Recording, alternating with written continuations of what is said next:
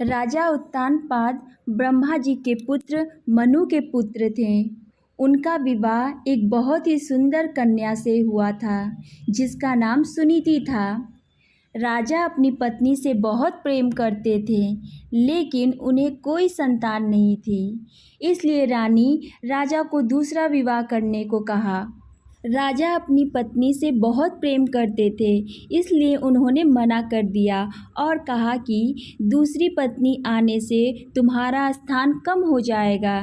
जिस पर सुनीति ने कहा, मुझे आप पर विश्वास है, ऐसा नहीं होगा।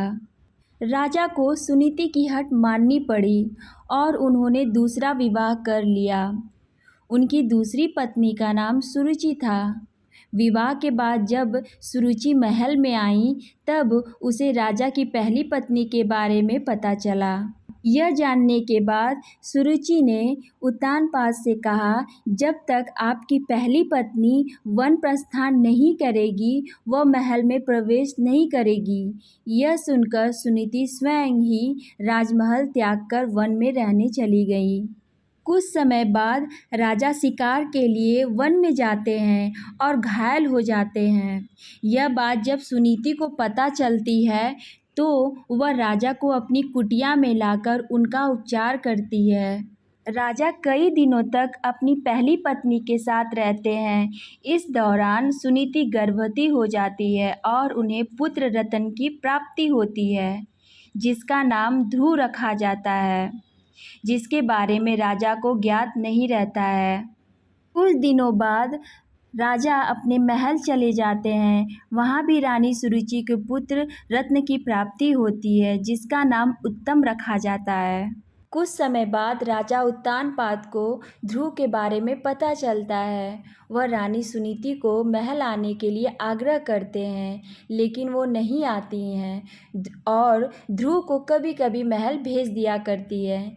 यह सब देख रानी सुरुचि को ध्रुव से घृणा होने लगती है। एक दिन ध्रुव अपने पिता उत्तानपाद की गोद में बैठता है। यह देख रानी सुरुचि को क्रोध आ जाता है और उसे धक्का देकर अपशब्द कहती हैं और उसे छोड़ी हुई स्त्री का पुत्र कहकर अपमानित करती है। नन्हा ध्रुव कुटिया में आकर माँ को पूरी घटनाक्रम सुनाता है। तब माता सुनीति उसे समझाती हैं, बेटा अगर कोई बुरा कहे तो उसके बदले उसे बुरा मत कहो, इससे तुम्हें ही हानि होगी। अगर तुम अपने पिता की गोद में ससम्मान बैठना चाहते हो तो भगवान विष्णु की उपासना करो, वो जगत पिता हैं। अगर बैठना है तो उनकी गोद में बैठो। बालक ध्रुव के मन में यह बात बैठ जाती है और वह यही भाव लिए यमुना तट पर नहाने जाता है।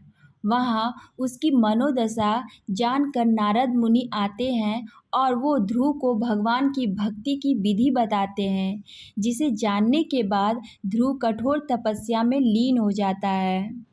कई महीनों तक खड़े होकर तपस्या करता है। कभी जल में तपस्या करता है तो कभी एक उंगली पर खड़े रहकर निरंतर ओम नमो वासुदेवाय का जाप पूरे ब्रह्मांड में गूंजने लगता है। नन्हे से बालक की इस घोर तपस्या को देखकर भगवान उसे दर्शन देते हैं। बालक ध्रुव भाव विभोर हो उठता है और कहता है, मुझे माता पिता की गोद में बैठने नहीं देती है। मेरी माँ कहती है कि आप इस सृष्टि के पिता हैं, अतः मुझे आपकी गोद में बैठना है। भगवान उसकी इच्छा पूरी करते हैं और उसे तारा बनने का आशीर्वाद देते हैं, जो कि सप्त ऋषियों से भी ज़्यादा श्रेष्ठ होगा। भगवान उसकी इच्छा पूरी करते हैं और उसे तारा बनने का आशीर्वाद देते हैं, जो कि सप्त ऋषियों से भी ज़्यादा श्रेष्ठ होगा। उस दिन से आज तक आसमान में उत्तर दिशा की ओर ध्रुव तारा चमक रहा है। सो गाइज, आप लोगों ने ध्रुव के विषय में, ध्रुव तारा के विषय में तो सुना ही होगा। तो ये स्टोरी आप लोगों को कैसी लगी? अगर अच्छी लगी हो तो प्लीज़ मेरे चैनल को सब्सक्राइब करिएगा और कमेंट करिएगा, शेयर करिएगा, क्योंकि आपका एक सब्सक्रिप्शन मेरे लिए बहुत मायने रखता है। सो मिलते हैं नेक्स्ट वीडियो में। Thanks for watching.